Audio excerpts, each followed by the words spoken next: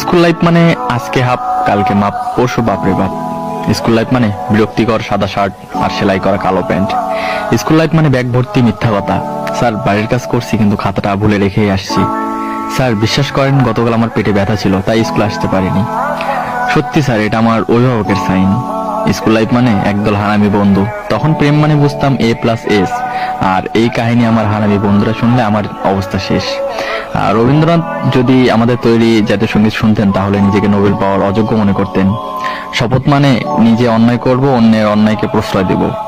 স্যারদের নিকনেম গুলো শুনলে হয়তো তারা তখনই চাকরি ছেড়ে চলে যেতেন। আমার এক একটা বন্ধু ছিল ক্লাস ফাঁকি দেওয়ার উপর PhD করা।